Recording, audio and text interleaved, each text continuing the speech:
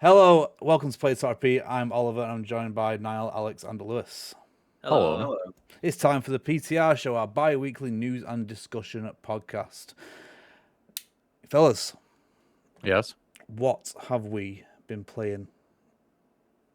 Is the Steam Deck working? The Steam Stream Deck. It's just not working. 1 second. I can save this. Wait, no, got it. Oh, no, that's two of them. We be playing. That was so in sync. Yeah, I didn't like that.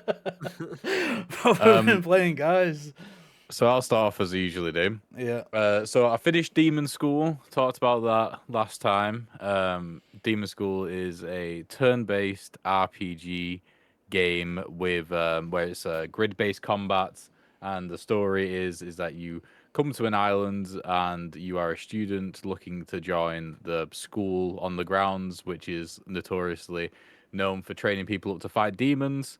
But when you get there, everyone seems to just not believe that demons exist and they're not real, which is a concern at first. And then throughout the story, you realize that there's a reason why they all think that way, and your entire goal is to stop what is known as the apocalypse from happening in the start of the game in 10 weeks' time up until you get to it. Yeah, I finished it. I think that I gave it an 8 out of 10. I think that it is what it does incredibly well is it takes the Persona or Metaphor experience and turns it into a much shorter game. I think I said last time it's a 15-hour game. It's not, according to How Long to Beat, it's 30 hours, which I swear changed from when I last looked at it.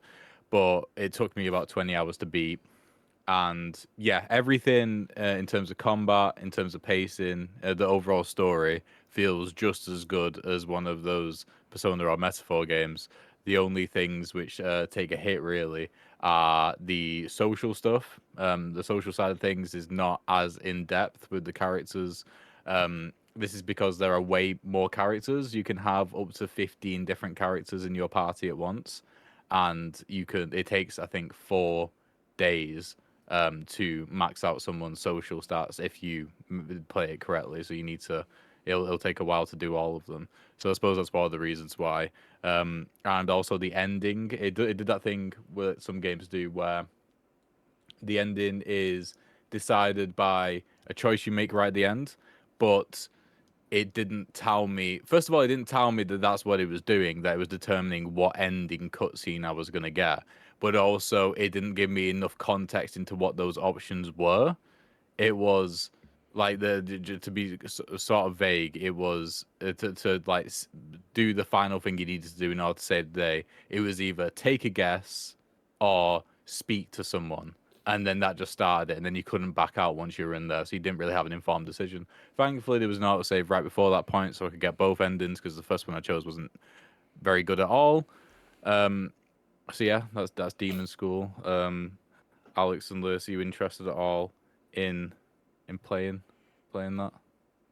I mean, I'm interested in playing it. So I just wanted to point out I don't like that in games, but I hate that Persona does that, and a lot of Atlas games do that, where the ending is entirely based on a choice that realistically you need to look up, because if you get the wrong ending, it's just kind of annoying. And honestly, in those Persona games, it can waste a lot of your time if you don't make a save before you have to make that critical decision. Which would Persona 4 result. was the worst for it because you had to choose specific dialogue options. Because I remember when Niall was playing it years ago, I think I sent him a screenshot of just random dialogue options. I was like, make sure you choose these ones, Niall, otherwise you'll fail. Which was, it's just really stupid.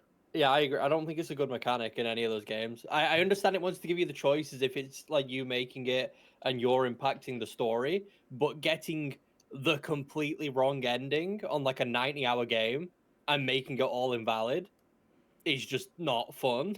And I think it's very stupid, but I don't like it because you always have to look up prior to playing it what you have to do to get the appropriate ending, which I just think takes a lot out of it. Question before we move on from that. So what do you mean by appropriate ending? So, like, for example, in Persona 3, when you get to the very last chapter of the game, like the last hour or so, the game will essentially, a cutscene will happen and a character will ask you something. And depending on your answer, the game will either carry on for the next 2 hours and give you the actual ending, or it will straight up just end there. and you'll Right. get a fake ending. But it's so vague that both answers could be right as well. So are those Yeah. those endings that you get then, so the bad ending in what you're saying, that is that not considered to be a valid ending to the game? I mean, it's considered valid, I suppose, but it's not what the game wants you to do. It's by all means bad. Like, it's by all means like you fucked it, you fucked up. Yeah. Like, you've literally just ruined your 90 hours of playing. Like, you don't get any satisfaction whatsoever to what you've just done for the past 90 hours or so. Like, you made the wrong decision. That's It's not interesting. one Yeah, of the- I was thinking if it was the same as like the Dark Pictures games, for example, where Yeah. you make a decision and someone dies and that's just like you just gotta live No. with it. So it's not like that. It's- It's more like a failure condition more than anything. Yeah, it's definitely not a thing where you're happy with the ending that you chose. It's I've literally wasted my time Right. Okay. because I'm not getting what I wanted. Like, it was going somewhere and now it's not going there at all. And it does that with every single Persona game, and so it means, or at least what I do anyway, is whenever I've played it, I've always had to look up the prerequisite beforehand to say what do I have to do to get the actual ending. Because, like I said, if I spent all that time just to get the wrong thing at the end, I'd be really pissed. Because there's no you can make multiple saves in those games, but there's no safety thing in place where, like, if you choose the wrong ending, it's like, do you want to go back? Like, it's entirely reliant on you saving the game. Yeah. And I just don't like that. But in terms of do I want to play Demon School, yes, I do. It seems very reminiscent of Persona 1 and Persona 2. Like, pretty much exactly like Persona 1 and 2. It's clearly very heavily inspired by those games, which I think is interesting because every company and every person in the world seems to just assume those games never existed. For some reason, it's Persona 3 onwards, and then Persona 1 and 2 just aren't real games. So to see like a fully fledged game coming out in 2025 that clearly takes from those original games, I think is very, very cool. I do want to give it a go because I am in the mood for a shorter game, mainly due to the game that I've been playing recently. And I just think it'll be a good time. I think it gets all of the vibes of Persona down very well from what I've seen. And it just seems like a very well polished game, to be honest. It just seems like a very well polished game in that genre. Yeah, It is. I'm probably similar to Lewis. I am interested in playing it. Plus, it's a tactical RPG, and I like my Fire Emblem as well. So I think it's right up my alley. I've just not got around to playing it yet. And Well, to there be we fair, go. I also think there's not a lot of games that do what Persona does, and I think Demon School, again, from what I can tell, seems to mimic a lot of what Persona does do. And I'm surprised we haven't really seen many copycats or many clones of the Persona franchise. Maybe because it's a JRPG and it's such a big thing to tackle. I don't know. But it is surprising how little we have seen that formula sort of recreated. Yeah, it is. It's very similar in terms of like you have your individual days throughout the week, and you have deadlines which are at the end of every week rather than at the end of every month or whatever it usually is in Yeah. Persona games. And yeah, you can do what you want. Well, one thing which is nice that it changes is that as long as you don't progress the main story or do like a main story quest, the time doesn't progress. So you can spend a lot of time just doing a bunch of other stuff like side quests or hanging out with different characters and that sort of thing. It's not like you have to worry about whether you're gonna fail anything, Yeah. which is nice. But yeah, the other game which I've put a lot of time into was Big Hops, which was I think the first game that we're covering, which came out this year. I know we talked about Quarantine Zone the last last time, but yeah, Big Hops is a indie 3D platformer. That like sort of the X statement is Mario Odyssey X Breath of the Wild in terms of the way it works, in terms of the way the levels are designed, and in terms of the movement. It's got the you jump in. It doesn't have an in-air double jump. It does have a slide though, so you'll find yourself a lot of times jumping on a wall, jumping off the wall, and then sliding to get on top of it, like you would do in Odyssey. And it's got the climbing stamina system from Breath of the Wild as well. It honestly, it's going to be. I feel like I'm calling it early, but it feels like it could be one of my top 4 for our Game of the Year show, just in terms of how great it was. I gave it an 8.5 out of 10, and those 15 points taken off it were purely just because of how rough it is in certain areas, just because of how indie it is. The movement felt incredible. It does a thing where it doesn't limit your momentum or your speed, which means that you can constantly generate more and more speed. It's built for speed running. It has an in-game timer and like chapter split things like you would find on like a speed running stream. Like that's just built into the game, so you can play it as a speedrunner would without having the knowledge of any of those additional things and like plugins. Every level is really well designed. The other downside to the game is that the first 2 hours do the game a massive disservice because it puts you in a forest which isn't super interesting, and you immediately go into a desert which is even less interesting. It's very, very open, which I suppose is to get you used to how the game feels and how it moves. But as soon as you get out of the open desert area, which is about like an hour and a half, 2 hours in, the game really shows what it's about. So you have the core movement system, but you also have different fruits or mushrooms or acorns or whatever that you can pick up with your tongue, because you play as a little frog, and you can throw, and those. There are so many different ones of those, and they do so many significantly different things that it means that about halfway through the game, you can realize you can complete areas of a level or an entire level which way you want. It did that thing where multiple times I thought to myself, there's no way that I'm doing this correctly. This is clearly just not going to work. And then it would work every time, and it would almost feel like I was cheating the game a bit. But the game is built from the ground up to be able to do that. The story is fine. The voice acting, I think, is actually kind of good. It feels like sort of, a cross between like Adult Swim and Cartoon Network, like sort of a middle ground where it's sort of blurring the lines between the two. And that's not something you'll get at first. It kind of feels like it's written and voice acted for like a 5-year-old, but then it quickly like tackles themes, and there's never any actual like swears that you hear, but there's like censored stuff and that sort of thing. Which was good as well. The game looks great, but yeah. So, like for example, one of the rough things is towards the end of the game, there were many times where, if you failed the jump, you'd fall down onto like a previous area of the level, and it'd take you like 30 seconds to get back up to it. And in some cases, it wasn't that there'll be those situations where it was a very high risk jump, but it wasn't like you weren't certain that was the right thing that you were supposed to do. And then the final level, which is split into 3 sections, which is supposed to really challenge you, and everything you've learned is really, really difficult. It is very, very short, like it takes like a total of 10 minutes, but it feels like unfairly difficult in a lot of ways, which is why I said in chat I don't think Oliver would like it. I think it'd be a bit too hard for him.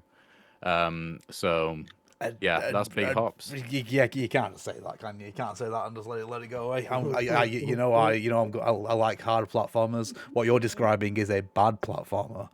There is a difference between the two. But I've said I will give it a go. No, Alex, you played it some of that, haven't you? I did. I played it for like an hour. How was it? Was it punishingly difficult, as he's saying? No, it was a little bit boring, to be honest. I just felt like, because obviously Niall said that the first 2 worlds aren't that great, and he's right, they aren't great. And as soon as I got to the desert, it was just so overwhelming with so many places for me to go. I started going to different places. I ended up in like this big warp gate that reminded me of like Mario Sunshine, where it took me like to a different area. Yeah. And then I like catapulted myself across a chasm, and then I got stuck under the floor, and I was like, I can't deal with this. Solid game. Yeah. 10 out of 10. No, yeah, it is. It is Top unpolished in a lot of ways. There is, though, when you get stuck like that, like in Tiny Terry's Turbo Trip, there is a button on the menu to unstuck yourself and teleport you back to an area where you are no longer stuck. So there is that. Because like there's a lot of chasms with kill boxes at the bottom, like in loads of games, but there are bits that you can get stuck on and you can't get back up. But yeah, the forest. The forest is a bit more interesting than the desert, but the desert definitely is the worst part about the game. I guess it can be overwhelming, but what I found is more so that it is just a bit boring, because you don't realize what you can do at that point. You don't really, like, when you come back to that area much later on, it's like a completely different area. It's like going back to like in Odyssey after having completed the game, going back to the start of the game and realizing, oh, this is a completely different game at this point, because of the depth to the movement.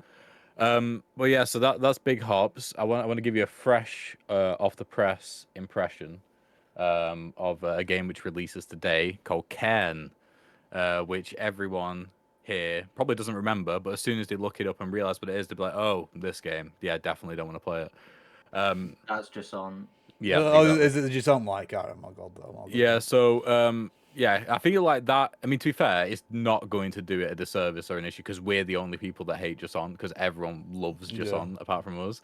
But yeah, Ken is, from what I can tell after playing the first hour and a half or so, is Jusant but taking climbing seriously. You remember, like I think all of our complaints were you just find out where you need to go and then like spam triggers to get up to Yes. where you need to go. There was no challenge.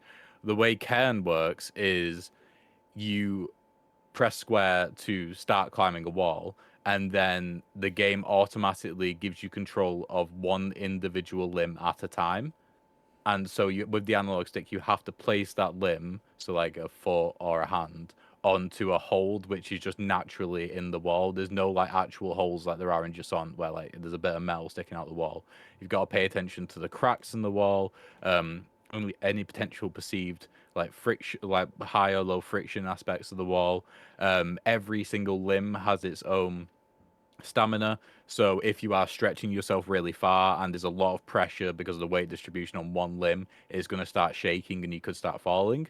It's got the pitten system like in Jusant where you can place one down and recover stamina.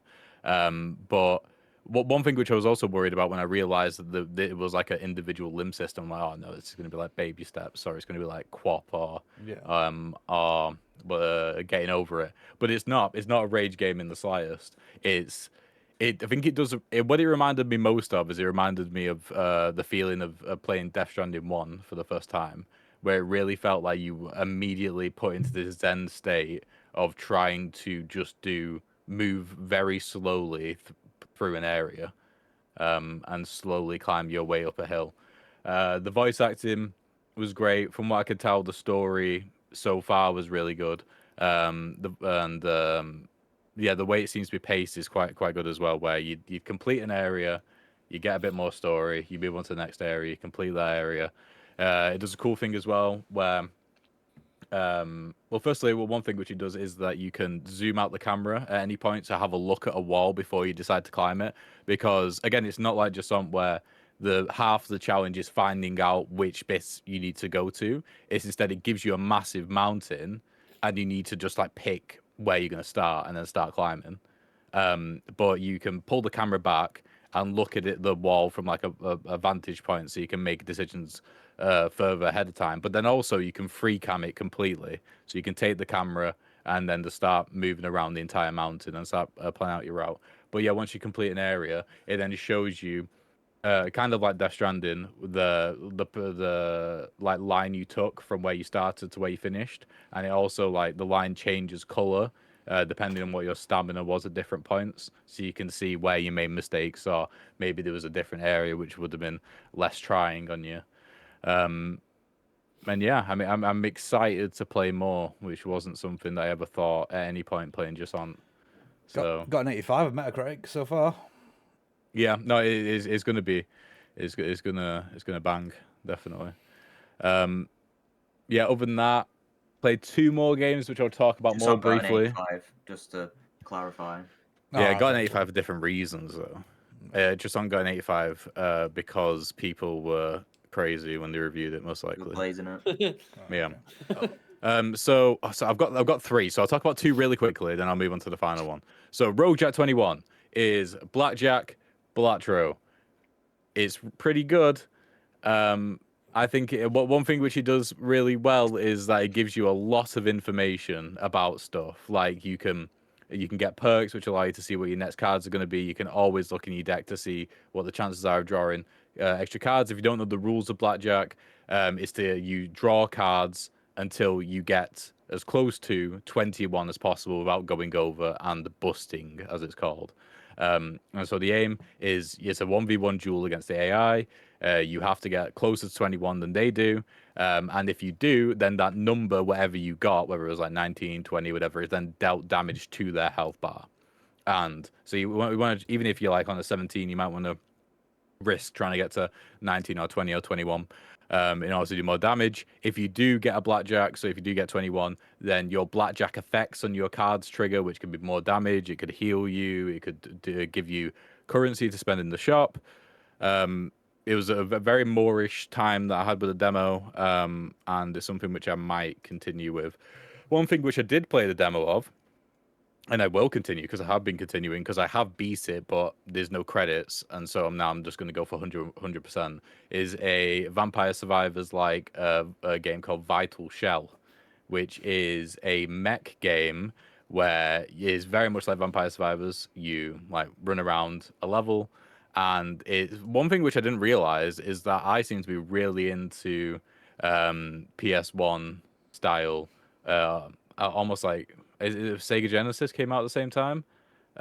Saturn. Or was it Saturn? Not just graphics, because that's the thing. Like people have been mimicking it like for however long at this point, but just like the color palette, the fact that it was like very metallic and there was loads of stone, but then also like it was quite bright with like palm trees and beaches, and the music, like I probably did play a PS1 on the PS1 at some point, but I never really felt nostalgic about it, but it just like it was like a real sense of calm playing it.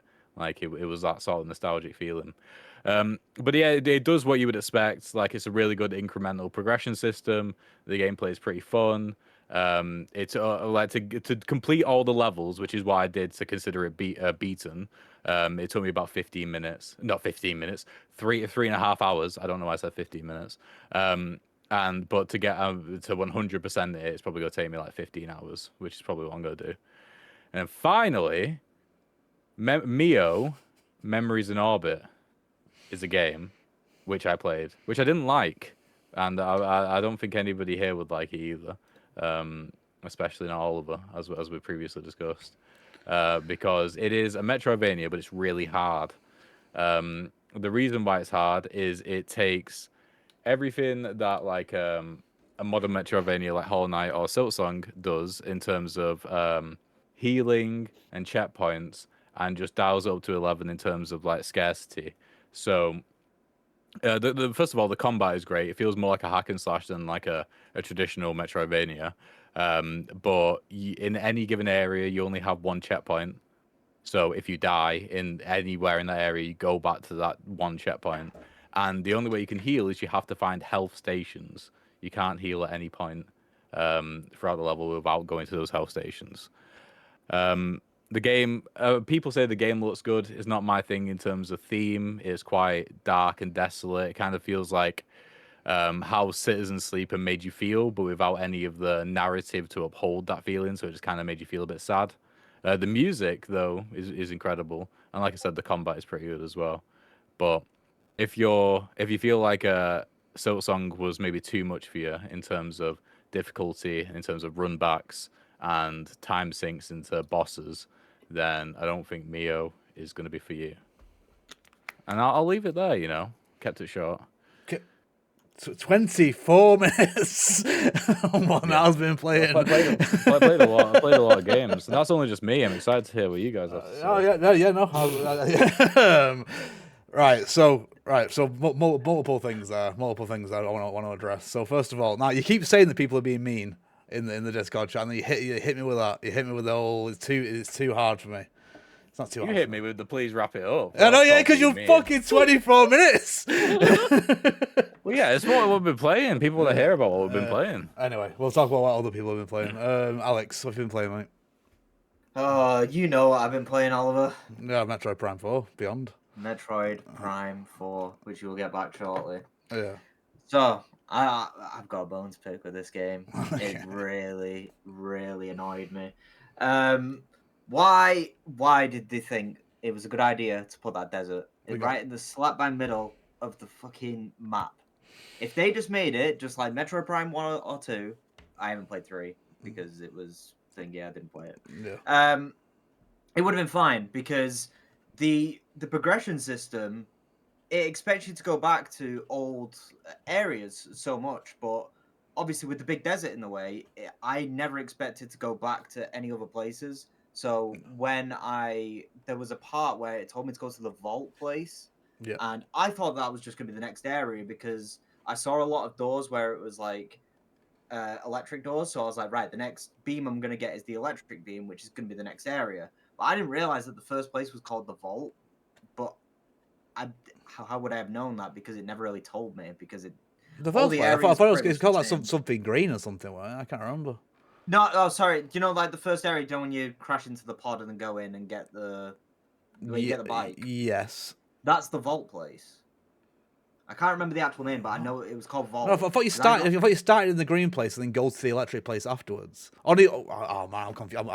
It's not even been that long since I played it, and I can't remember what. No, that's what I mean. That's just so forgettable because Yeah. all the areas were pretty much the exact same, except one had ice in, one had lava in, and then the other. It's just was your a big standard circle. Zelda's dungeon. Yeah, but they didn't look good. templates. No, they didn't look good. Like I said, it wasn't a Metroidvania. It was barely a Metroidvania anymore. No.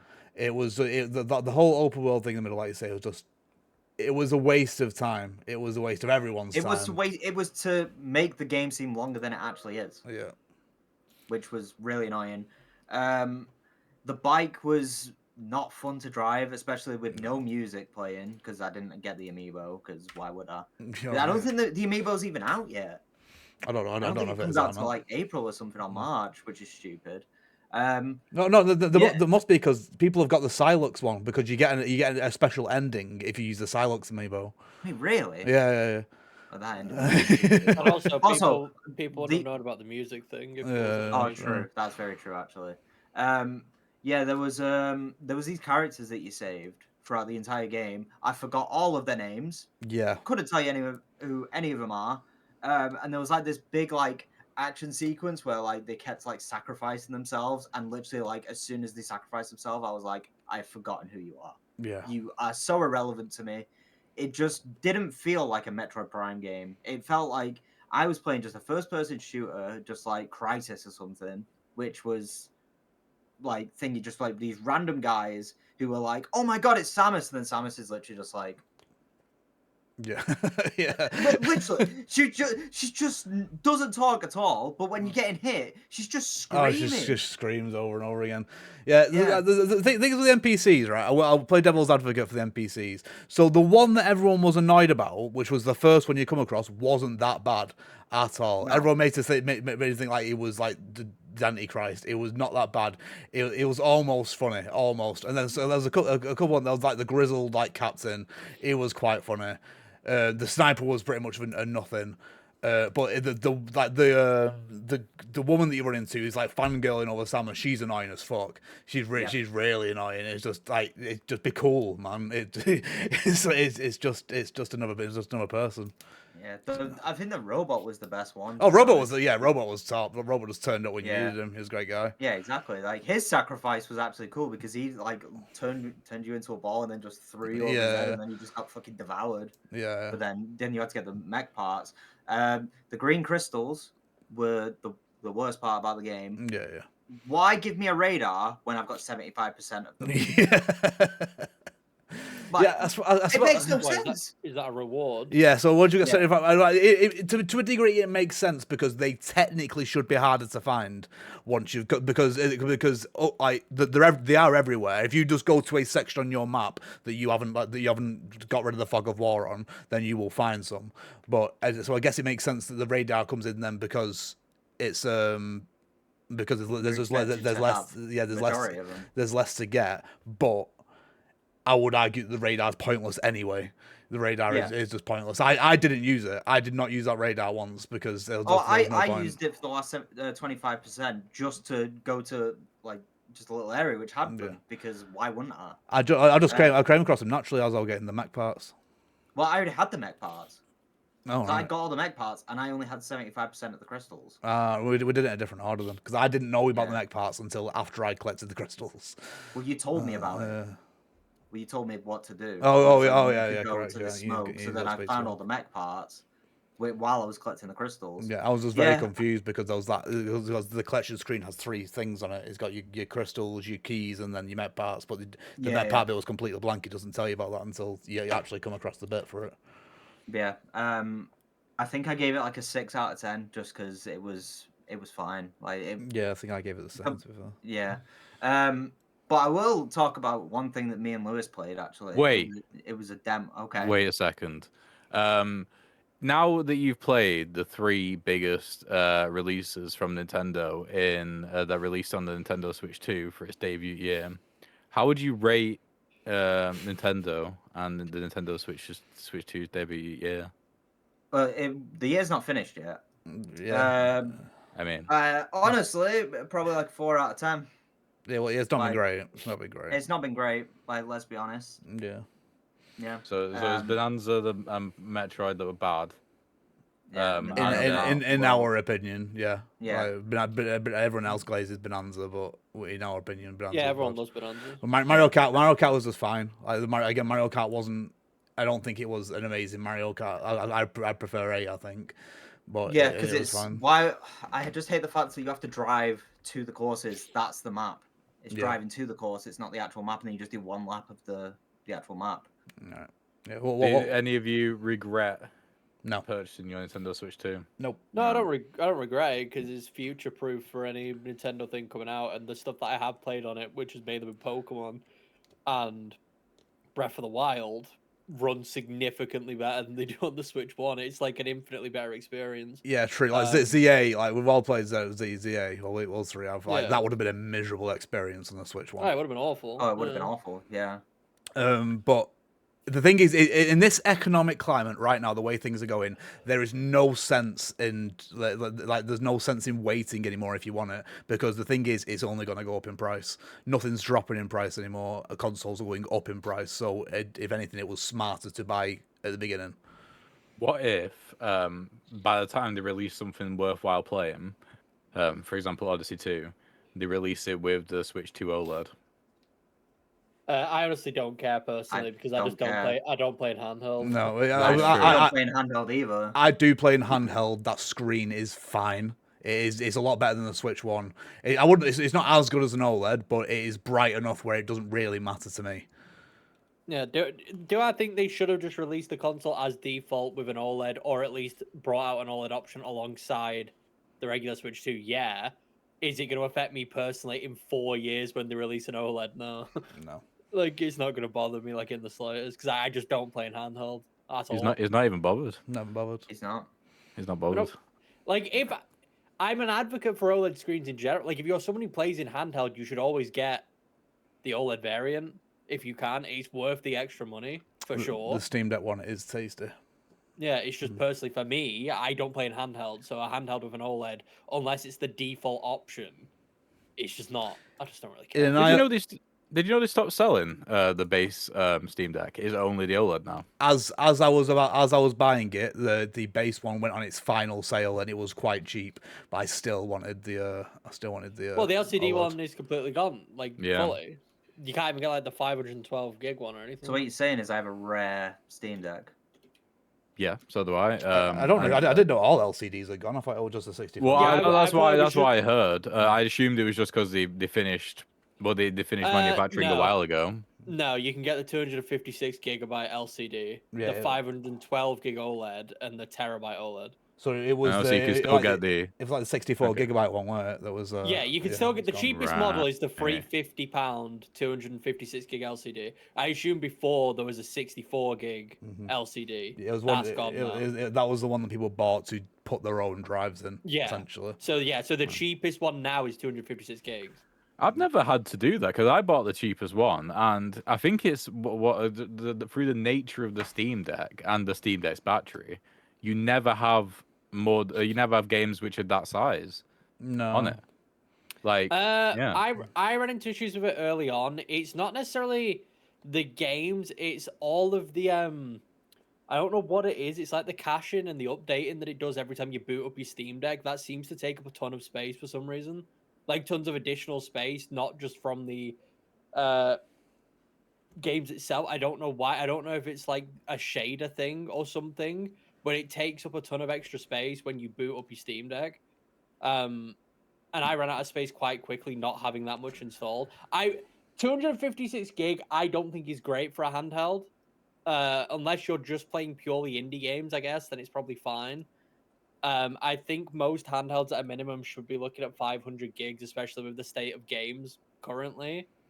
Well, like I said, if you're just playing indie games or you're just occasionally playing games on your handheld, then 256 gig is fine.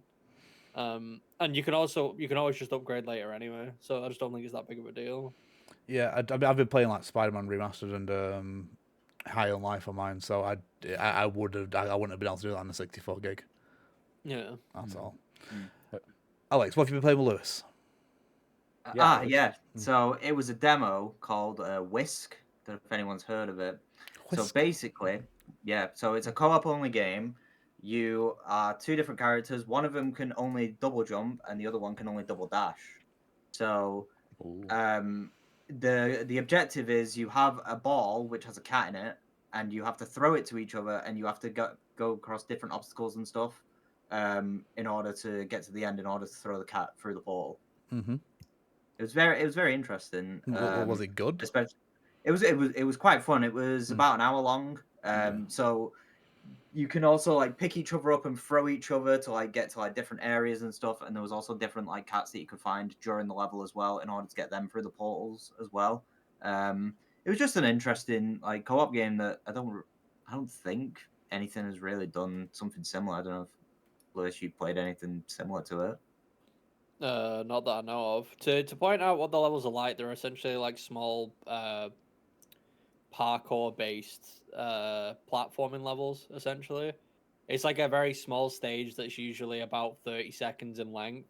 And you have to jump from platform to platform and avoid certain obstacles and like pits and stuff in order to try and get the ball to the end. And because one of you can double jump and the other can dash, Double dash. you usually have to take different paths and use your abilities specific to your character in order to progress through the level and then meet up at the end or meet up halfway or exchange the ball halfway so that they can progress more forward so that you can go somewhere else. It was pretty fun. Yeah, it was just a nice little co-op treat. When the full game comes out, we'll probably play it. It seems like there's a time element as well, right? It seems kind of like Neon White. In terms yes, of, Yeah. So one of the fun things to do after beating a stage was it gives you a list of times. Well, it gives you medals for the time that you got, and then it shows you a bunch of medals that you're missing. It doesn't specify the exact times you need, but it shows that obviously if you do it faster, then you'll get a higher tier medal. I think it goes all the way up to platinum, like Neon White. With additional levels later, after beating them, also unlocking additional cats per level. So some levels, or at least the majority of levels, have one cat, but there's some levels where when you beat it, you can go back into the level and it adds 3 additional cats with 3 additional portals. So it expands the level a bit more and opens up a different portal in a different place, which I think is a fun way to keep you coming back to the same level over and over again, and without having to design a bunch of different levels, which I think is quite fun. Yeah, it's very Neon White. Like the soundtrack sounds straight from Neon White as well. Yeah. That sounds cool. It didn't feel as polished as Neon White. Yeah. In terms of the movement and stuff, like it was nowhere near as clean and crispy. But for I assume, relatively small studio that made this Whisk game, it did feel relatively good. It did feel good to play. Frustrating at times, you could definitely feel the jank on it a bit, especially when you were doing certain things. But overall, yeah, it was pretty fun. Well, there we are. Cool. Lewis, how's Trails going? Yeah, it's been going good. That's like all I've been playing, of course. It's a long RPG. I'm definitely getting to the point now where I don't want to say invested, because it's not like I haven't been invested. It's just the game is the definition of a slow burn, like the slowest burn you could possibly imagine. To put it into context, yeah, like I think I explained it last time, but there is like 5 or 6 different trilogies, and each trilogy has its own story, but then the future trilogies also share characters from the previous trilogies, and it shares locations from the previous trilogy, and so on and so on. So like it's a really slow burn, to the point where sometimes I do find myself getting a little bit bored, not necessarily of the gameplay, It's just some of the stuff you're doing is so mundane. And you've got so many more games to go that it can feel a bit boring. But then it's sort of like, I don't know, it's like your brain shifts and it remembers the reason that it's doing this is for it all to like pay off later. And when stuff does start paying off, it does feel good. And as the game goes on more and more, it's definitely getting to the point where, and I mean, it's the game doing its job. It's what I wanted it to do, but it's getting to the point where I'm just interested in seeing the characters do anything. Really, Yeah. like it was becoming a thing of I'm bored, move on, and now it's just a thing of I don't really care what this character is doing because I like them now. Like I'm invested in the character or Yeah. characters.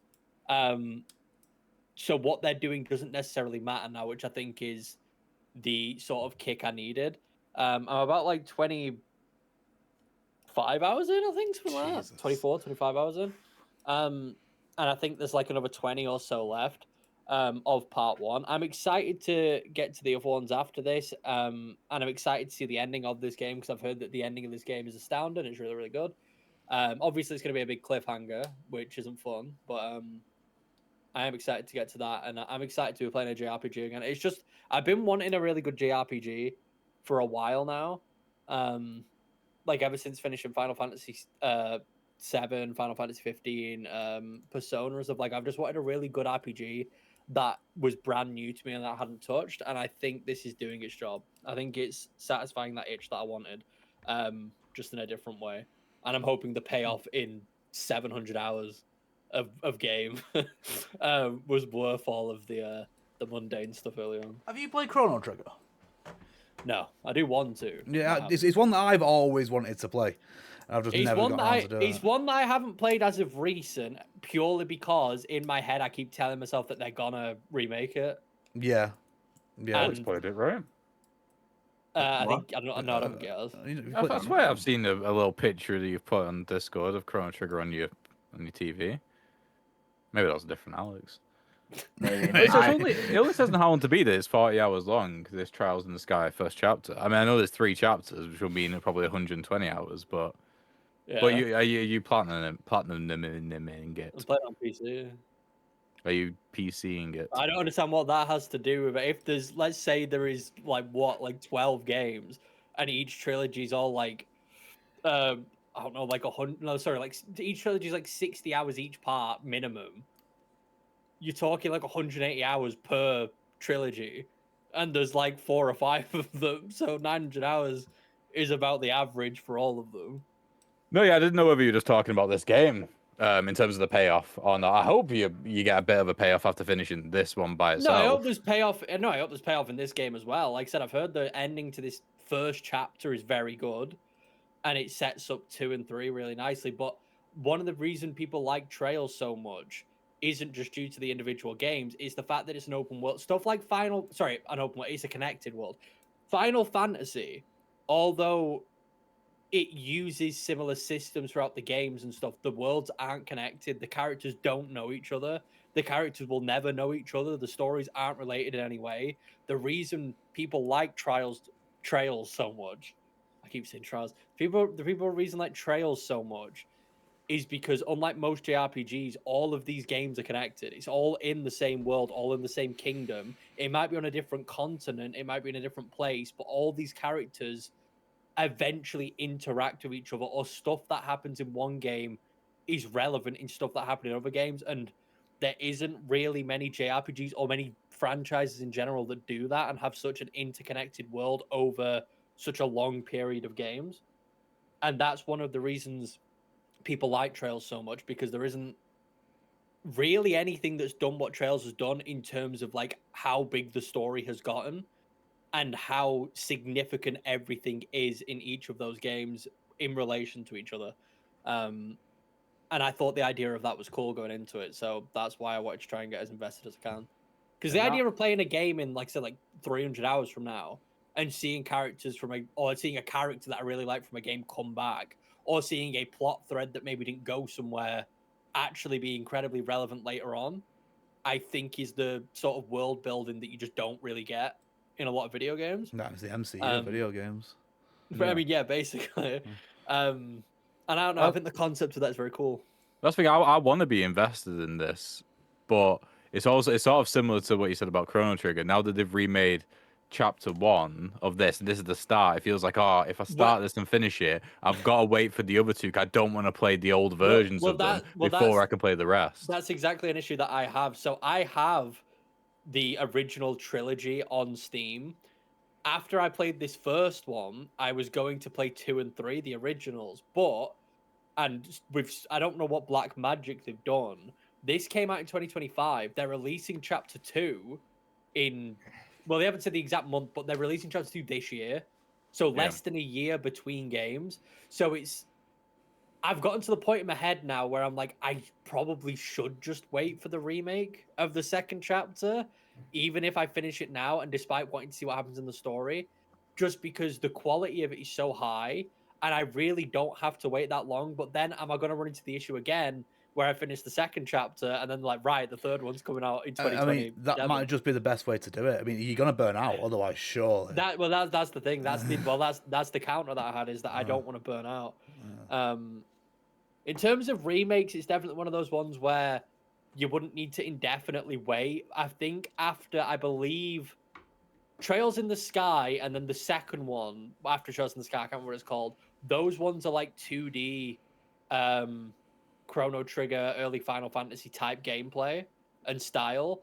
I think from Trails of Cold Steel, which is the third trilogy, the games are all 3D and relatively modern. Yeah.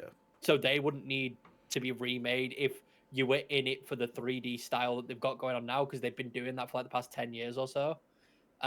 It's just definitely for those original couple. Yeah, if you're used to the 3D remake now and just the sheer quality of it with fully voice acted and stuff, realistically, you'd want to try and hold out for the other remakes, I think. Because I think going back to the original ones would be incredibly jarring, because you would lose out on just a lot of the quality of life stuff and a lot of the changes they have made to the current remake. So it's a difficult one. Yeah, but it's definitely worth playing. If you're in for like based on what I've played so far, I think it's worth playing if you're wanting to get invested in like a really rich and like lore heavy story, like a really rich, really interesting world, really interesting characters, really cool lore. Would it be crazy if I played the newest one and then treated the rest of the games as a prequel? Yeah. Oh. Some people say that you don't. Some people argue that like you can just start from whichever one you want. Other people will say don't do that, because like I said, one of the cool things is the payoffs in other games, and you miss out on a lot of references and stuff if you do that. But apparently, you can technically start from whatever trilogy you want. It's just if you want the full story. Because the new one's a start of a new trilogy, isn't it? From what I believe, yes, yeah. The newest one that came out that you pointed out the last podcast we did or whatever.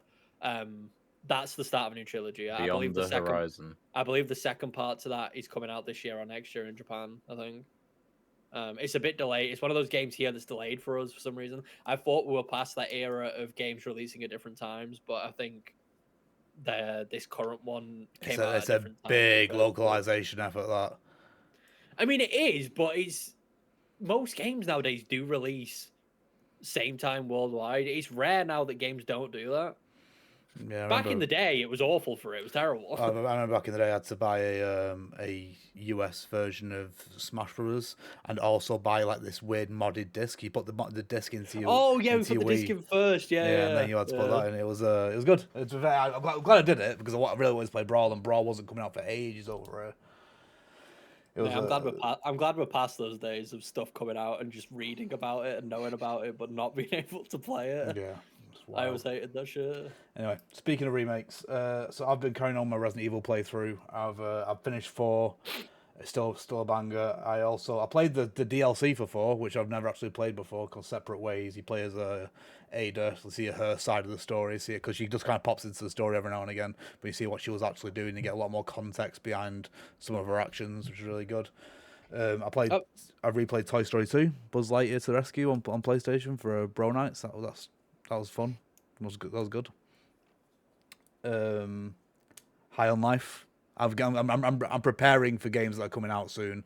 The High on Life is coming out soon, so I replayed High on Life. It's still quite mediocre, honestly, in terms of like a shooter. It's funny, and it looks fun, but it's you're not playing it for the gunplay at all. I'm hoping it gets fixed into that. And again, for the first time, I played the DLC for that as well. And it was interesting because all I didn't know was this DLC was released after the Justin Roiland issues. Oh, really? That arose, and Justin Roiland played the main gun in the game called Kenny. He was like the main, like the main character you play as is just a faceless guy. You never actually see him interact with anything. So it's Kenny who did the most of the actual talking, most of the actual like lore and stuff like that. But they just straight up replaced the gun with a gun that looks almost exactly the same. And at one point, there was a throwaway comment is made saying, "Oh, don't lose that gun like you lost Kenny." Oh, damn. Just to basically erase the character completely, and the character that you get does exactly the same shit that Kenny did. Right. Okay. Brilliant. So it was just their way. What was his name? It was a girl, but I can't remember her name.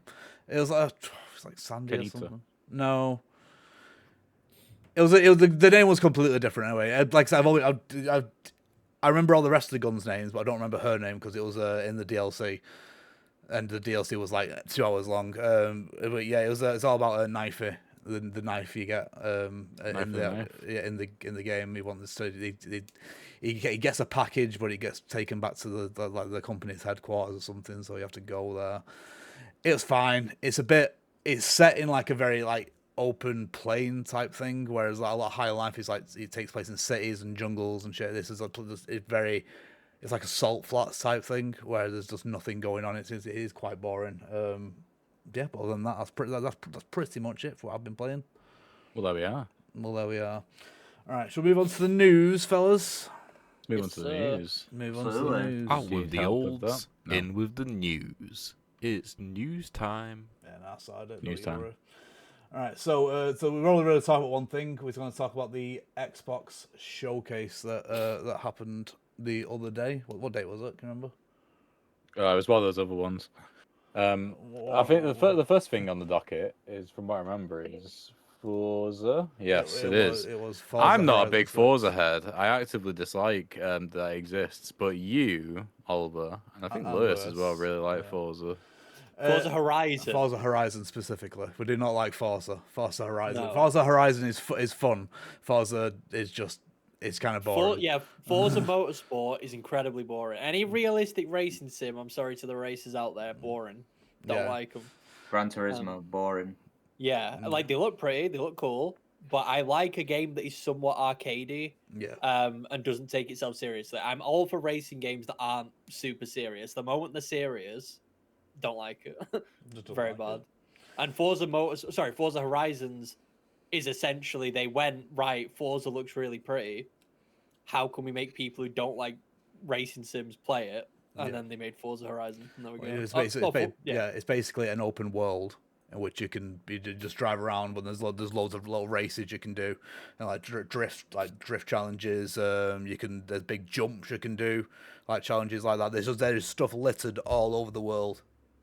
It's all tied together with like a story where it's the exact same story every game where you are just a driver that has gone to I think it's like Horizon Fest they call it or something like that to prove your chops and stuff like that, and you do races and big events and you get given cars as rewards.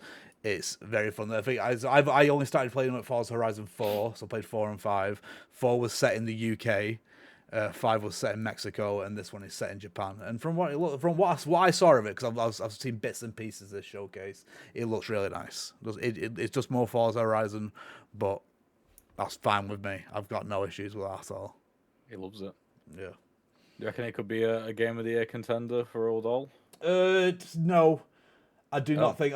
Because the thing is, I wouldn't pick a game of the year that just did the same things that they've done before. You know what I mean? It'd be like, oh well, FIFA 27 is really, really good this year, but it's just you won't put it as your game of the year, would you? Because it's the exact same shit as like previous years.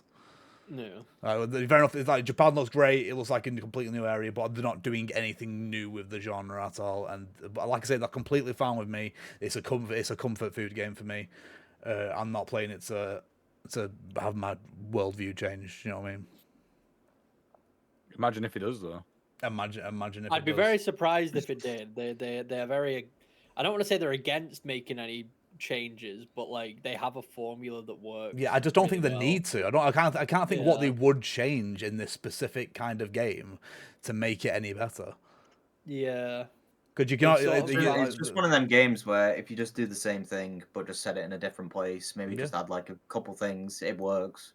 Yeah, because it's more than just a DLC. Because the attention to detail in the sandbox that they give you is really really good. So it's definitely worth releasing an entirely new game just due to the sheer size of it. Oh and yeah, the we're amount of stuff huge. you can do.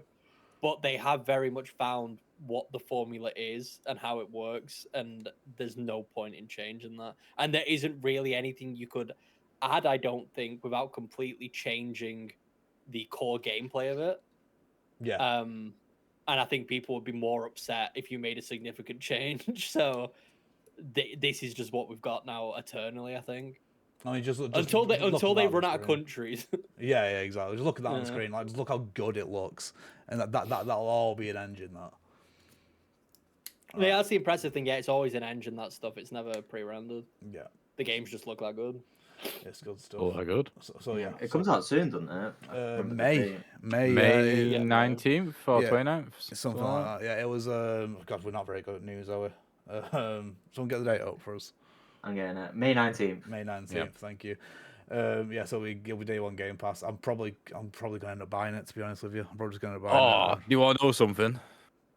Go on. Day one Game Pass, but if you want early access via the what's it called, like the special edition, you have to pay full whack for it. Yeah, it is grim, and I hate the whole early access thing.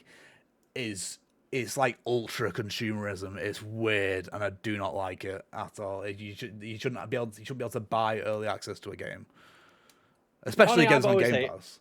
No, I've always hated it. I've never enjoyed that model of charging people $100 to play the game 2 days early. It's just a really bizarre thing that works. People buy it. I mean, it's worked on me multiple times. Like, it's not good. We did it for Sparking Zero.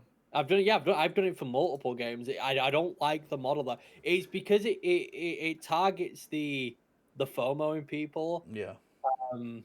And it just makes them stress the fuck out. And it's like these 2 days, everyone's gonna be so far ahead if I don't play it, which shouldn't matter when it's a single fucking player game as well. Like it's just you can wait the 2 days. You run into the problem as well of like we're all online. Like people can just spoil it, and they're like, "Oh yeah, I beat the game. Yeah. The game's not officially out, but I actually just stayed up." It's also the other thing of buying into something that you don't even know if it will be good.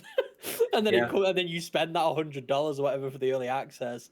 You play it and you go, "Oh, shouldn't have done that. Yeah, I really shouldn't have done that." Or you get, and there's the other option, which is you pay the £100, and then the game goes like half price after like 2 months. Yeah, and it's now like a $30 game, and you paid $100 for it. And it's like, oh, okay, well, you can have your own base. In Forza. You can have your own base. You build your own little. It's like a complex type thing. You put like build. You can leave it alone, or you can put like buildings in and stuff like that. It's fine. I don't need base building in my car game though. I'll be real with you. Doesn't need it. I don't need base building in any game. I hate it. Right, we'll move on. So this is I believe this is the Game Freak game. Because someone tell me what. Do you know what's funny? Go on. Is that it's not, but they're saying it is. So it is developed entirely by a different studio, but they just like oversee it, and that's why it's a game that actually looks good and looks like it'd be fun. Is because it's not made by Game Freak. So maybe with future Pokemon games, they should go down that route as well, where they get another studio to make it. Right. But yeah, that's all I know about this game. Other than that, it's like it seems to be like kind of like Final Fantasy VII style. Turn-based, real-time, combat hybrid. Yeah. Looks like it'd be fun. So is it? I thought it was like a Souls-like. Is it not a Souls-like? Is it just like turn-based? Might have a bit of Souls. Yeah. But I don't think it's it's actually turn-based. I think it's like Final Fantasy where it slows down, you pick your actions, but Right. most of the time you're just hacking and slashing. Right. Okay. I just think it looks kind of generic, not in a bad way. I just think it Yeah. looks like 50 other games that I've seen. Yeah, me and Lewis were talking about this. It's like you could show me a screenshot from that, and I could be like, "Is that Ghost of Yotei? Is that like an Assassin's Creed game, like a Ubisoft game?" Like, it just looks so generic. I just don't think the art style is. I just don't think it has that much of uh,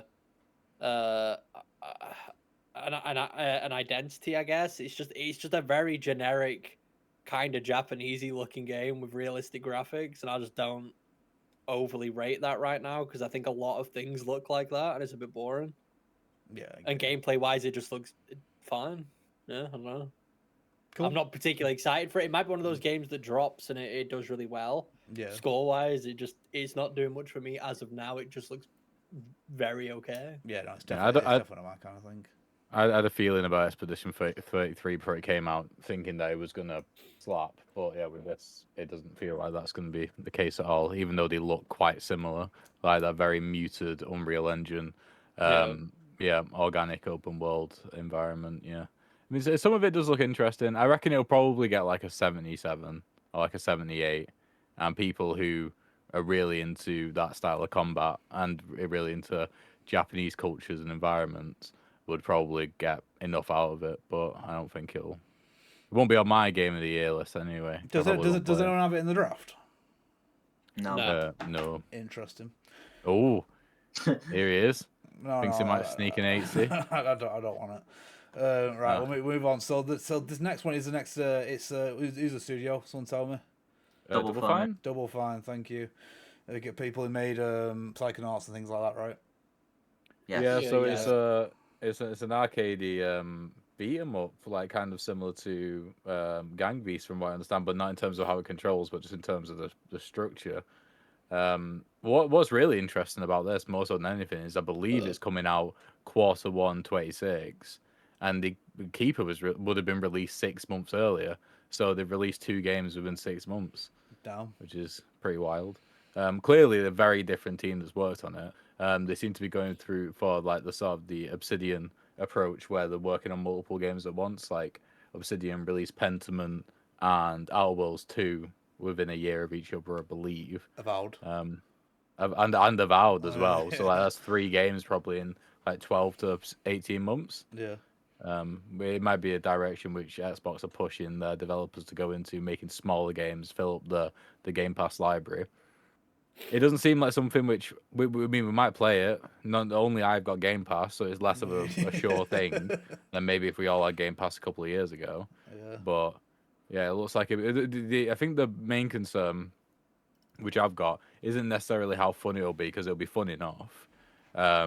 Is more so that it's not going to be a Fall Guys type situation, because Double Fine aren't that type of studio. It's not going to be a live service, a game which lasts with like evolving content. It'll be the content which is there, maybe get a patch at some point, but then that'll be kind of it. So it seems like it's built for a game as a game which you'll play maybe for like a week maximum and then move on, which isn't terrible. Yeah, That's most games. That is not terrible, most no. games. But I also don't. I mean, I don't know. I'm not a fan of the mindset people have in general with multiplayer games now. Everyone, I don't know. No one wants games to like succeed anymore or do well. Everyone just wants a game to come out and it do absolutely dog shit and fail, and then they also, for some reason, believe that if it comes out and it isn't the biggest game in the world, then it's just dead and it just deserves to die instantly. That just reminded me. One thing that we needed to talk about was High Guard, and we did not talk about it. We can save it for after this. I'll save what I'm going to say about that then. We'll cover this first. I'll carry on with what I'm saying. But yeah, I think that's it with Kiln, though, unless anybody else has anything. It's sadly a bit. I can't think of a game like that isn't live service that's multiplayer focused that people are playing like over and over and over again. You know what I mean? A multiplayer game that isn't live service. That isn't live service. Like for example, like what Niall just said about this. Like this will be a game that you play for a week and then forget about. Like But back in the day, before live service games, like for example, I when I think of multiplayer, I think of Halo 3, because that wasn't really updated or anything like that. But I played it for years, like for years. I played it for a long time. But Yeah. I mean, games like that just dead now. Is it not something that happens unless it's a live service? I mean, I think so, because I mean, a lot of those. I think a lot of people back in the day, especially with just random games, had their own. They had their own multiplayer experiences on individual games, because a lot of Yeah. games would just come with like a multiplayer thing tacked on, and for a lot of people, that would be their multiplayer experience. I think in today's climate, without a battle pass and without constant updates, people just aren't interested in the game anymore. Yeah. I think what keeps people coming back a lot of the times nowadays isn't even necessarily the gameplay experience or gameplay loop.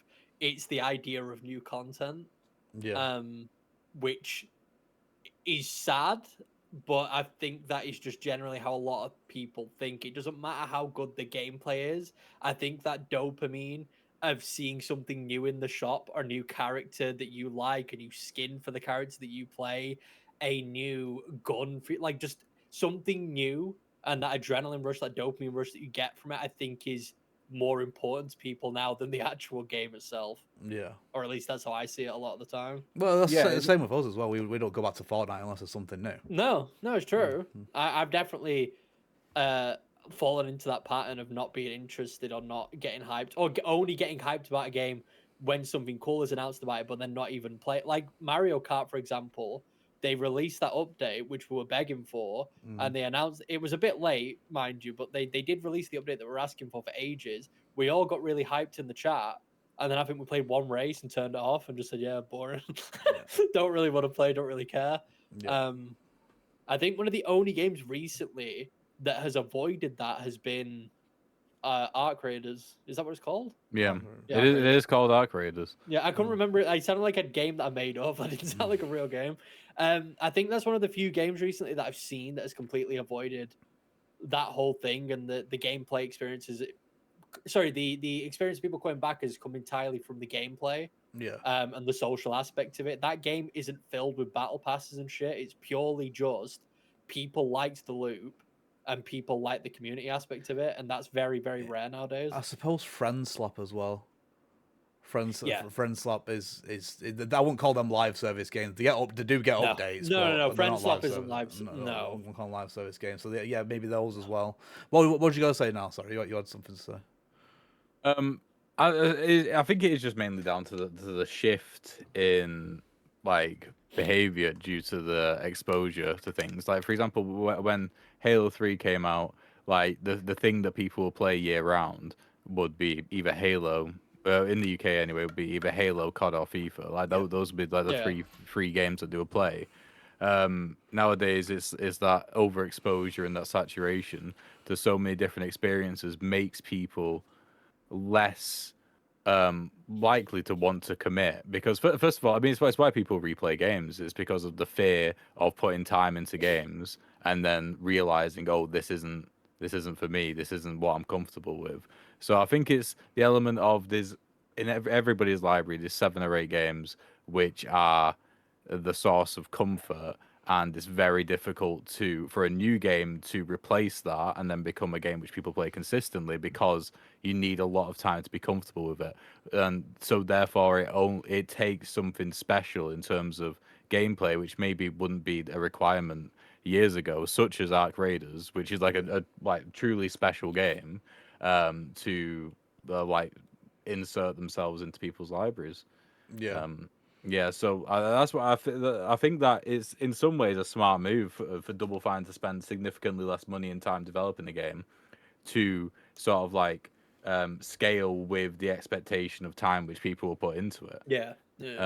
Because people are only going to play it for a week, so instead of spending like 4 years on a big game, we'll just spend 6 months to a year on making a game which will satisfy people for a week whilst we work on the next game and bring in some money. Yep.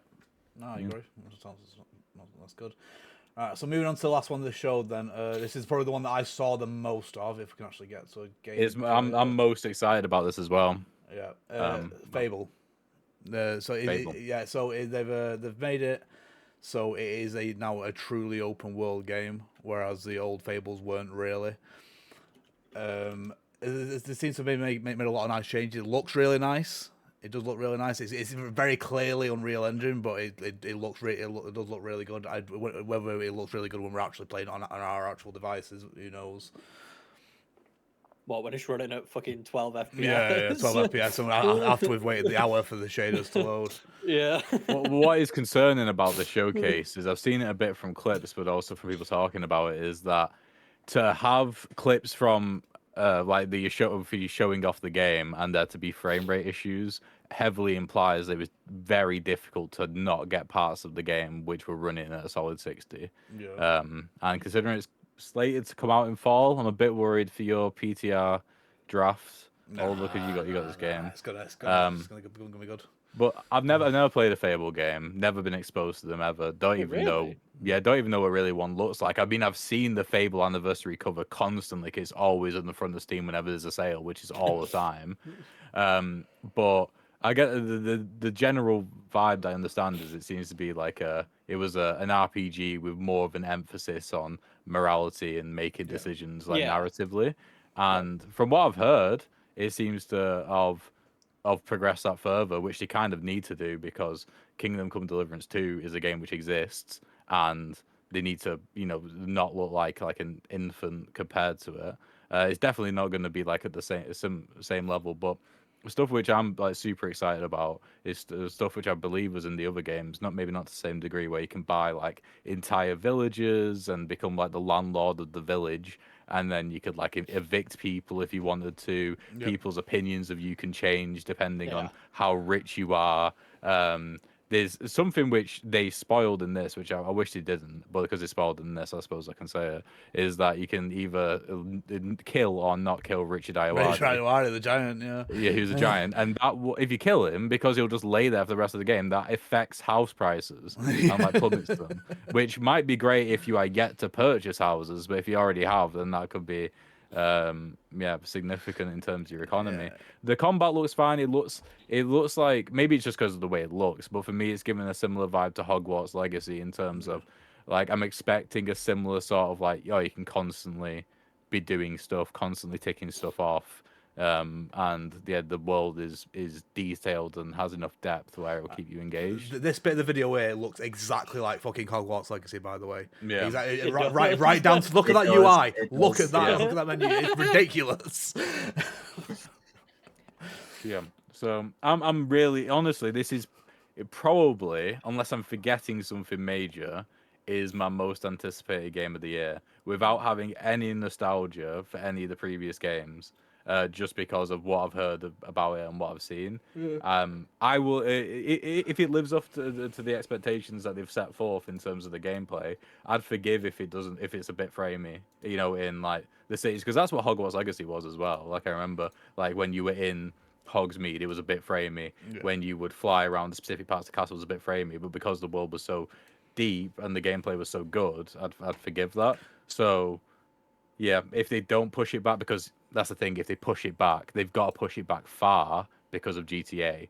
Like GTA has got a bubble around it, 3 months each side, if not a further tail towards the other end, where it could be too costly for games which are coming out beforehand to delay it because of how long they'll have to delay it for. So yeah, I hope they get out in a good enough state where we got, like a solid 60, maybe 55 to 60, depending on the area. And yeah, everything that they're saying is true, and I think it could be one of my game of the year. I don't worry about it too much because GTA is getting delayed. So yeah, it definitely is. That's true. It's fine. Am I the only one that's played all 3 Fable games? I've played 2, and I think I've played 3. I've only played 2 and 3. No played 1. They're all right. Okay. Yeah, apparently there's 1,000 NPCs in this, and you can marry all of them and divorce them all. And they're all voiced. That's mental. They don't say whether they're voiced by humans, but they are all voiced. Apparently. I mean, I will say, actually, to be fair, Fable's a stupid series in terms of playing it in the modern day. You can't. Yeah, really. You can't. Fable 1 is on PC. It's the only one that's on PC. Fable 3 was on PC. Doesn't exist on Steam anymore. You can only buy a key for like 250 quid. Fable 2 is only on Xbox, not on PC at all. So you have to own an Xbox 360 and Xbox One in order to play it. And then Fable 3, like I said, there is not a PC version. You'd have to buy a console version. So if you want to play that series in the modern day, it's basically impossible unless you want to play the first game, which you can do. That's an option. I'm excited for it. I think that it looks really just high quality and polished. Well, outside of the potential like frame drops and stuff, I think it looks relatively polished. It looks like one of those games that doesn't look real. Like it looks like one of those games that's all a big pre-rendered cutscene, but the game doesn't actually look anything like that. Yeah.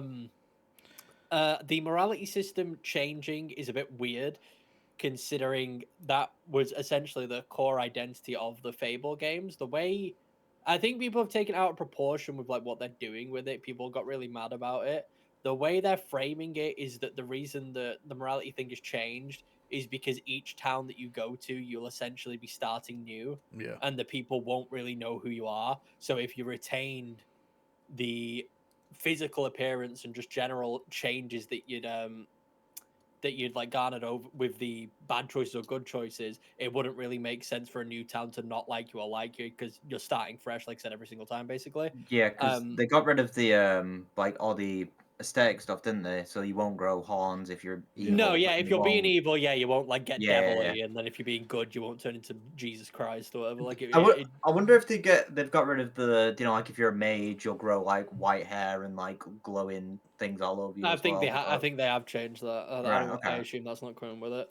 From what I understand as well, like it's a lot less binary now in terms of the morality system. Like I don't know whether this is true, but I heard that it's at the very least context based. So like I heard that like people who played previous Fable games would maybe do something which could be considered evil, but is actually good because like the context wasn't taken into consideration. And also I heard that it was your morality changes very much depending on the people you're currently interacting with, like their perception of you. Yeah, this is the reason they've given for getting rid of the physical changes.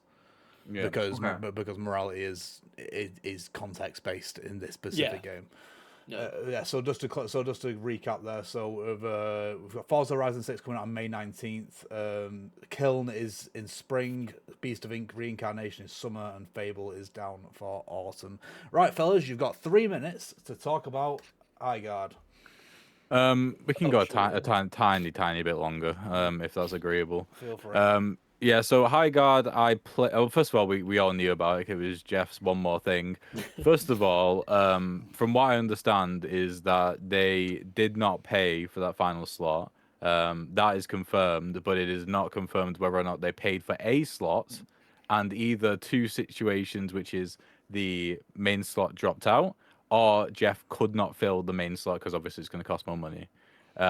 So it wasn't the developers' fault that it was the final slot. So that's the first one. So that's a big thing that's been inflicted upon them because the internet has been against this game as soon as it was shown off at the Game Awards. And yeah, the Steam reviews echo that. Within one day there were 28,000 negative reviews, which, I mean, if I was to compare it to a very, very similar game in terms of structure, Wildgate, Highguard probably got more negative reviews than Wildgate got sales, which is insane.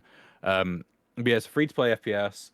The structure sort of like similar to like a MOBA, lightly in terms of how it works. You start out by reinforcing your base like you kind of do in Rainbow Six Siege. Then you got 2 minutes to loot the core map as much as possible. It's quite a big map. It's mainly designed around making sure that you can loot kind of in private, but if you get closer and closer to the center of the map like you would do in a MOBA, there are chances that there will be combat.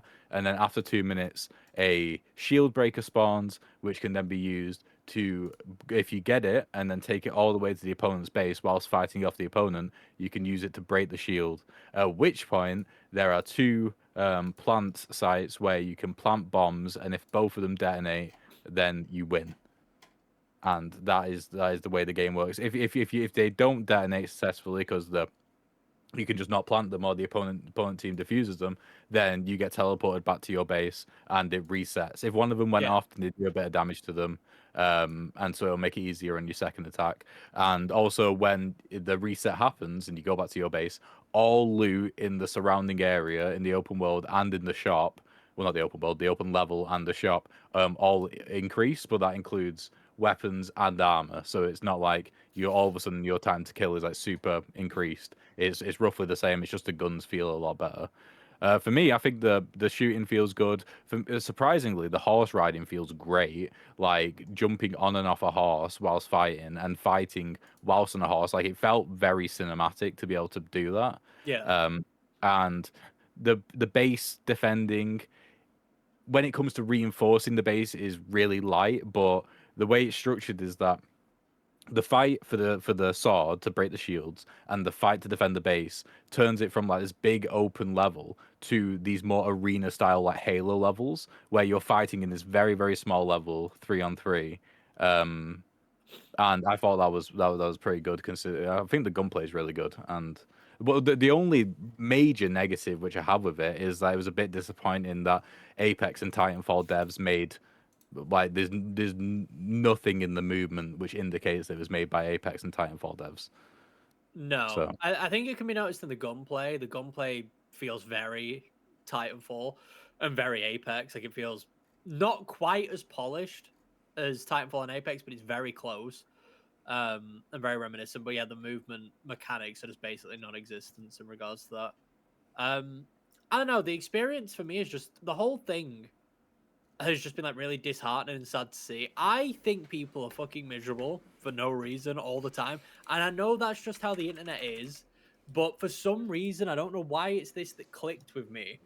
But seeing Highguard in real time just become apparently the worst thing since Hitler, for no discernible reason, has just massively confused me. I played the game, Alex played it. Alex was definitely on that team who's just hated it. I feel like for no reason, based on what we played. I just wasn't having fun. We No, played no, for no, 35 right? minutes. We played for Right. 35 minutes. The thing which annoyed me, and it happened 10 seconds into the game, was our teammate just went, "Why are you guys trolling?" Yeah, that always happens to you though. That's a you thing. If Yeah, you play to be fair, Overwatch, you just get bullied every time. Yeah, I know, and I don't understand Um, why. It's why I have a negative experience. I didn't know what I was doing because the tutorial wasn't that helpful in the actual game part of it. I It thought it was fine. honestly the fine. best. No, It was one of the best tutorials I've played for this type of game. I said this when I played. I said that tutorial was really good. I know exactly what to do. Yeah. No, I agree with I didn't you. properly know what I was doing like at the start of the game because it didn't properly explain that part. It just told you about the ending part where you go to the base and destroy the thing. The start of the tutorial is you reinforcing walls and then Reinforce the going thing. out. But anyway, That's all it did. It just went do some walls and then. I want to get that's the that's start all of the you do. game. That's all you do. But anyway, I want to get back to the point. Anyway, so the internet has just been absolutely miserable with this game. Literally every single post that I've seen about it has been negative. Every single post I've seen is saying Jeff's paid or Jeff has like money in this game. Like all these influencers are talking about it to try and sell it and they're being paid to do it. Blah blah blah. I played the game. It has issues. I think the map, for example, could be small. I think it's a bit big. And a bit empty for what it is. I think they could condense the map a bit.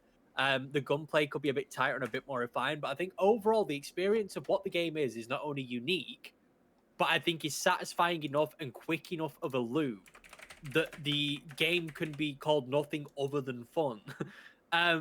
Everyone online has been saying this game is the worst thing ever. I've been seeing people post about the dialogue being cringy, trying to recreate. Can't remember what that game's called, but there's like a puzzle game viral clip that happened a while ago of like some guy really enjoying this game, and then there's this narrator constantly talking over them, and they just end up exiting the game. Like they just alt F4, and that meme went wild and was like half funny. And I've seen a lot of people trying to recreate it with this game, being like the dialogue's cringy. The gameplay's bad, all this other stuff, and I know for a fact people aren't playing it and they're just jumping onto this just hate train because it's the popular thing to do. And I think there's a lot of people running with the narrative that it's bad because someone said it's bad, not because they played it and they think it's bad, because they're being told it's bad.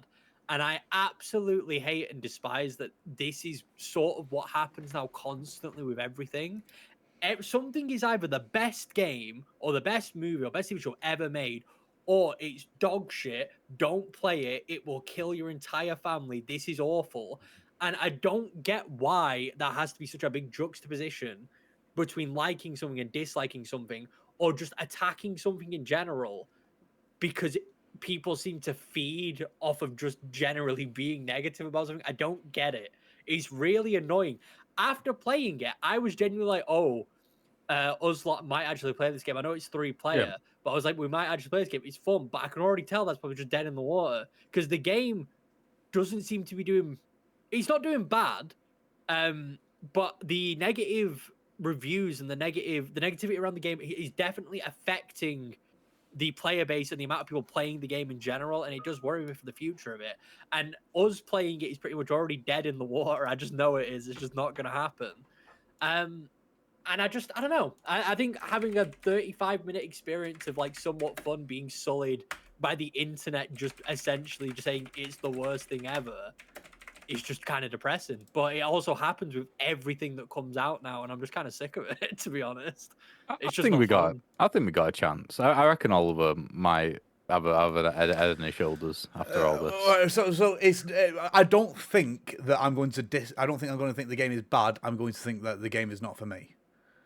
Just from what I've seen, I like my shooters nice and simple. I like to shoot. I like to shoot. I don't like thinky. You know what I mean? Oh, okay, so But it let is me very just say simple, it though. is very simple. Like literally, the only thing, because the game does a lot for you where you don't have to think.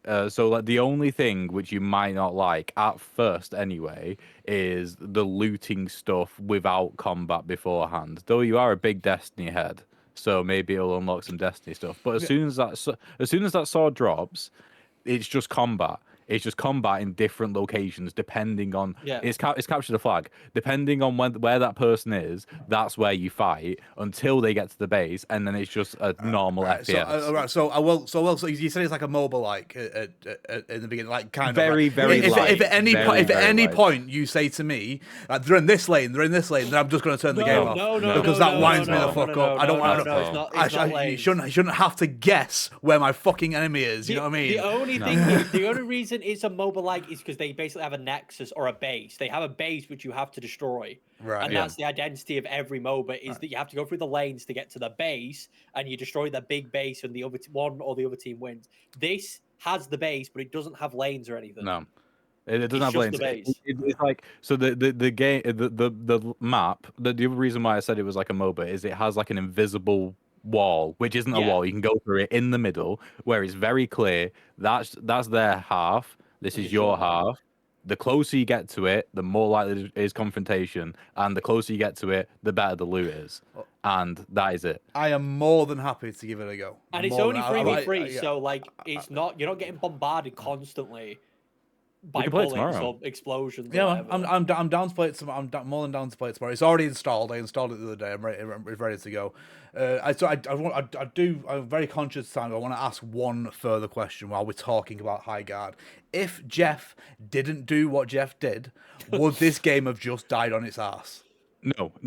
I don't think so. So what would have happened? And Skill Up did a video on this, and I feel like he articulated it really well. I do feel like this game is especially it goes into what we were saying about live service games. It's a bit bare in terms of what people expect. I think if this game, without that huge marketing beat, if it was maybe in the middle of the game or was somewhere, plus if it launched either in closed beta, invite only, or into early access, it definitely wouldn't have negative reviews. It'd probably have mostly positive reviews. It wouldn't have the player base, which it does, but I don't think that's doing the game any favors, because most of the people that are playing it are either to make content to say it's terrible, or are not playing it anymore. I think it had like a peak of like 20,000 players, and it would not have had that peak. It would have had a peak of like a couple of thousand, but that would have. It's a free-to-play game anyway, where the microtransactions are, I think, purely cosmetic with a Helldivers 2 style. You buy a thing like a what's it called, like a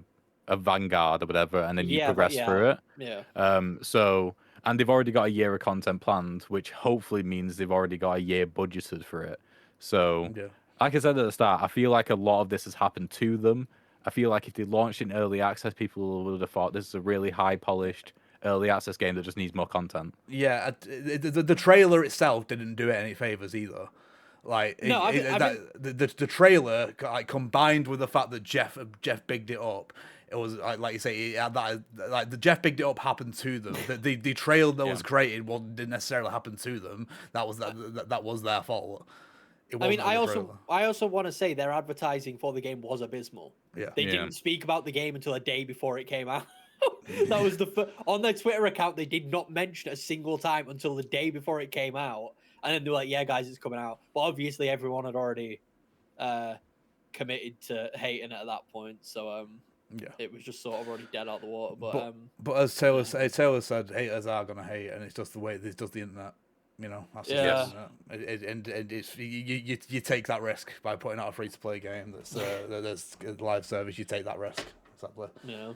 Right. Yeah. All right. I'm gonna end it there. We've gone quite a long time, but thank you very much for watching. We shall see you next time. Bye. Bye.